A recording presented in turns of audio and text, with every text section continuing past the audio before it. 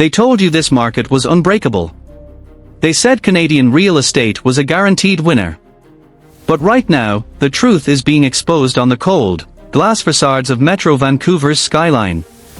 A financial cancer is devouring the city, and the numbers are staggering. The latest forecasts reveal over 3,493 newly built condos are sitting completely empty across the region by the end of 2025. That's a 60% jump in 1 year, translating to nearly 3,500 vacant units, the highest developer-owned unsold inventory in over 2 decades. But this isn't just about empty rooms. This is about a wave of mass insolvency that has already hit. The bankruptcies aren't coming, they are already here. Famed Properties, one of the region's largest developers, is facing insolvency on 5 separate projects, with combined mortgage debt approaching $500 million. Cormandell Properties owe.dd on $700 million in debt across 16 projects. Harlo Holdings defaulted on $82 million. Even the federal government's own data is a screaming siren. Real estate and construction sector bankruptcies jumped 43% in a single quarter. This is not a few isolated failures. This is a complete, systemic meltdown where the city's foundation is crumbling beneath the weight of its own ambition. The market everyone thought was invincible is unraveling faster than anyone predicted, and the chilling truth is what happens next impacts your future. If the truth behind this financial implosion is something you need to keep up with, the insider secrets, the corporate collapses, and the harsh realities impacting homeowners across the country, then you need to be subscribed.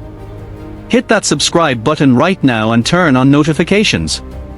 We are exposing the stories the mainstream media is too afraid to tell, and you don't want to miss the next deep dive that could save your family thousands. Walk through Yaletown, Cole Harbour, or downtown Vancouver right now, and you'll see the terrifying visual of the crisis.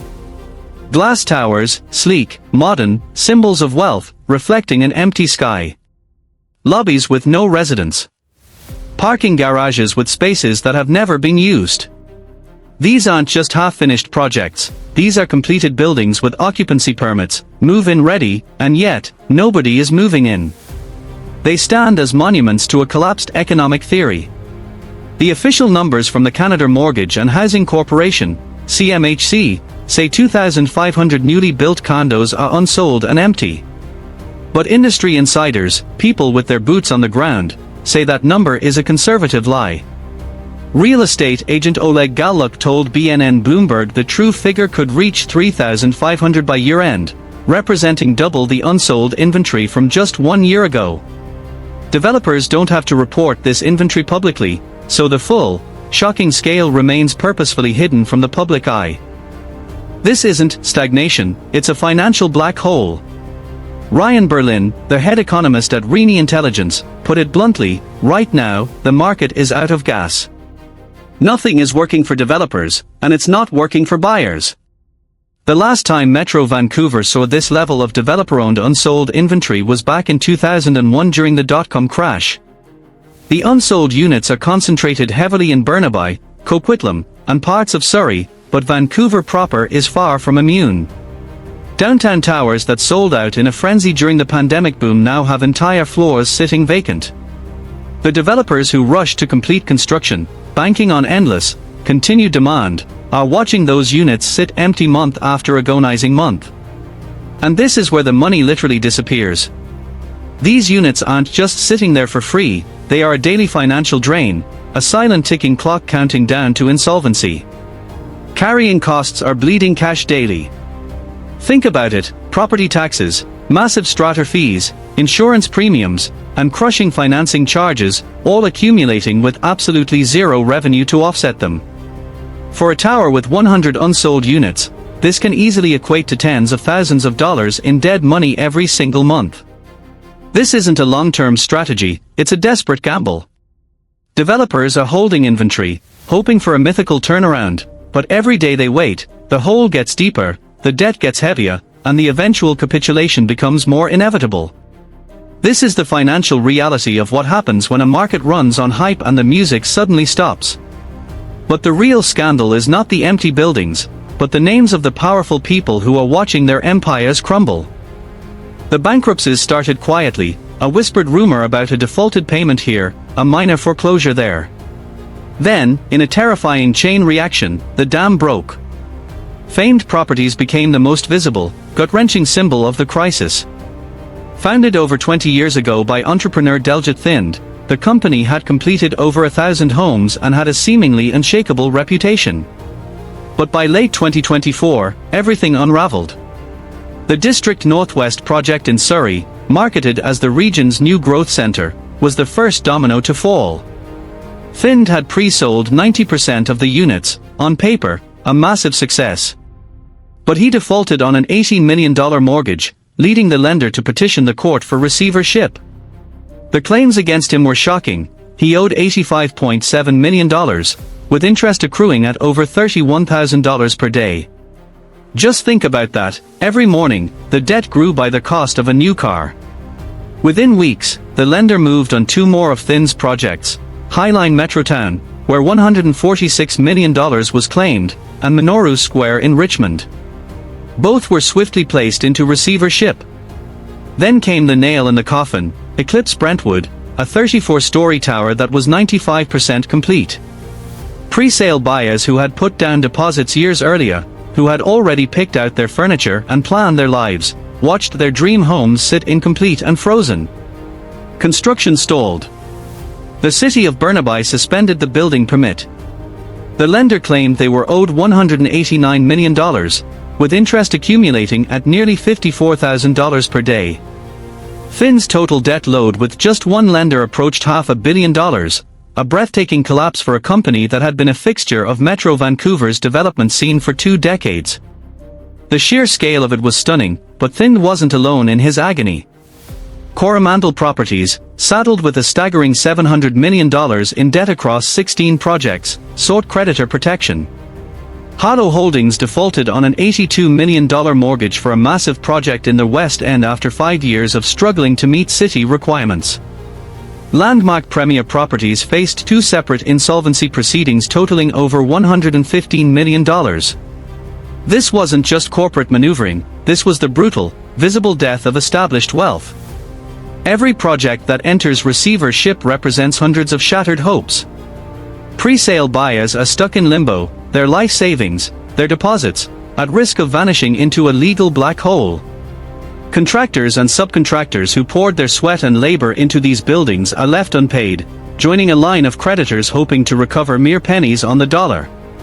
This isn't just a market correction, it's a mass financial wipeout that touches thousands of lives. But the most terrifying part of this collapse is the realization that it was not an accident, it was the result of a financial nightmare the city engineered itself. The question everyone whispers is, how did we get here? How did the Canadian dream turn into this financial funeral? The answer is simple, a perfect storm of 5 lethal factors that converged at exactly the wrong time, creating an inescapable financial trap. First, construction costs exploded. According to the Urban Development Institute, condos now cost so much to build that 80% of Metro Vancouver residents simply cannot afford them. Developers need to deliver units at $700 to $900 per square foot, but costs have been pushed to $1,100 to $1,200 or higher. That massive gap is now unbridgeable. Materials, labor, permits, everything got exponentially more expensive, destroying the underlying economic model of every single project. Second, the interest rate shock was a death blow. The Bank of Canada, in its aggressive fight against inflation, cranked rates from near 0 to 5% in less than 18 months. Borrowing costs for developers quintupled. Projects that made perfect financial sense with a 2% loan became immediate financial disasters at 5%. Construction loans had already been drawn, developers were locked in, forced to complete projects that no longer made any economic sense whatsoever. They were building units at a guaranteed loss, unable to stop the bleeding. Third, the investor collapse destroyed the funding model. Between 2021 and 2023, investors made up 50% of condo buyers, providing the crucial pre-sale deposits developers needed to secure construction financing from banks. But by early 2025, that figure had crashed to a shocking 7%. When investors disappeared, the entire mechanism collapsed. Projects that needed 70% pre-sales to get bank approval were stuck at 40% or 50%, unable to proceed, becoming instantly stranded assets. Fourth, the units themselves were the wrong product. Developers had optimized for the investor, not the end user. Small 450 to 500 square foot layouts designed to maximize rental yield were useless to actual buyers, the families looking for homes to live in. They wanted 800 to 1,500 square feet, storage, and parking. This fundamental mismatch between what was built and what people actually wanted left hundreds of units sitting unsold, completely irrelevant to the current market. Finally, the combination of foreign capital drying up due to the foreign buyer tax and the immigration policy shift dealt the final, crushing blow. While developers are collapsing, an even more terrifying, deeply personal crisis is silently sweeping through Vancouver's neighborhoods. It's the mortgage renewal shock. Approximately 60% of all outstanding mortgages in Canada are scheduled to renew in 2025 or 2026. These are overwhelmingly 5-year fixed-rate mortgages secured during the darkest days of the pandemic when rates were near 1.9% or 2.3%, historically low. The payment shock facing these families is severe, brutal, and non-negotiable. Mortgage holders renewing right now face average payment increases of 15% to 20%. For many Vancouver homeowners, that translates to an extra $500 to $1,000 more per month. This isn't theoretical, this is real money being ripped out of family budgets. RBC reported that 60% of their uninsured mortgage clients renewing will face an average monthly increase of $513, a massive 22% jump. Imagine a family paying $3,000 monthly on a $650,000 mortgage at 1.9%. When they renew at 5.3%, that payment jumps to over $4,200. That's an extra $1,200 monthly, or $14,400 annually. Many of these families are already at their breaking point. They've already cut discretionary spending, no vacations, no new cars, no restaurants. Mortgage payments are the one thing they cannot cut. And for those who bought at the peak of the market in 2021 or 2022, they are in a terrifying financial trap, negative equity. A condo bought for $850,000 is now appraised at $720,000. The owner is underwater by $130,000 before factoring in selling costs. They can't sell without bringing tens of thousands to the closing table, and they can't afford the new higher payment. They are trapped, utterly and completely. The signs of distress are everywhere. Mortgage arrears are rising. RBC reported a 73% increase in clients 90 days or more behind on payments in 1 year. Banks are preparing for the worst, provisioning for higher default rates that are now approaching the levels seen during the global financial crisis. The Real Estate Institute of Canada issued a chilling warning: if just 5% of the 1.2 million mortgages renewing in 2025 default, it would result in $15 billion in bad debt. These are not reckless speculators, these are ordinary families who relied on the government's low-rate promise, and they are now facing the impossible choice between default and financial ruin. But the City Council's desperate response to this crisis is only making the situation feel more hopeless. Against this terrifying backdrop, Vancouver City Council is scrambling, debating a desperate, chaotic attempt to control the fallout, increasing the empty homes tax. The current policy charges property owners 3% of their home's assessed value if it sits vacant for more than 6 months. Now, a city councillor is proposing to raise it from 3% to a punishing 5% starting in 2026. For a $1 million condo, that's a massive $50,000 annual bill. They are also calling for removing the current exemption on vacant new inventory, instead applying a tax that escalates each year. The aim is clear: to pressure developers to stop holding units and cut their prices. But this policy is a catastrophic backfire. Developers are already fighting to survive. Their costs are accumulating: property taxes, strata fees, insurance, and those crushing financing charges. A typical tower with 100 unsold units faces monthly carrying costs of $50,000 or more. After a year, that's $600,000 in dead money. Developers aren't holding units vacant by choice, they are holding them because at the current inflated construction cost, they can't sell them without taking a massive, bankrupting loss. Raising the tax doesn't suddenly create buyers, it just increases the carrying costs that are already bleeding developers dry. The developer response was instant and brutal. John Stovall, CEO of Reliance Properties, warned that additional taxes on unsold inventory could easily push more projects into immediate insolvency. Another industry president noted that projects already struggle to meet city requirements. Adding another massive tax layer makes the entire endeavor financially impossible.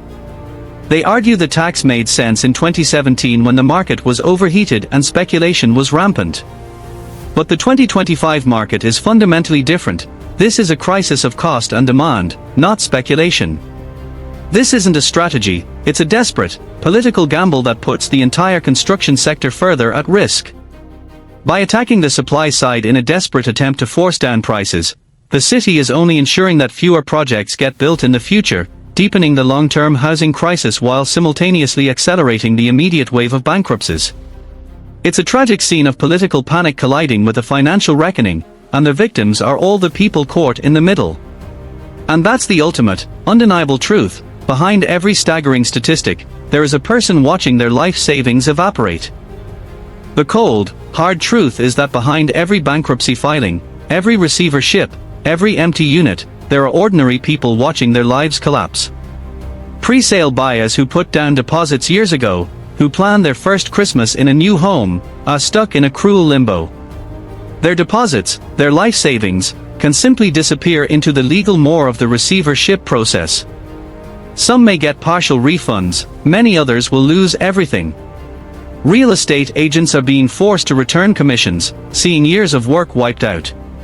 Contractors and subcontractors, the hardworking people who actually built these homes, are now standing in line with creditors hoping to recover pennies on the dollar. Construction workers are losing their jobs.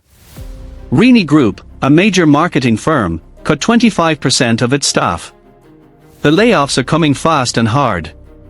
Then there are the homeowners who bought at peak prices in 2021 or 2022. They believed they were building their children's future, investing in a Canadian sure thing. Instead, they own a property that is worth less than the mortgage they took out.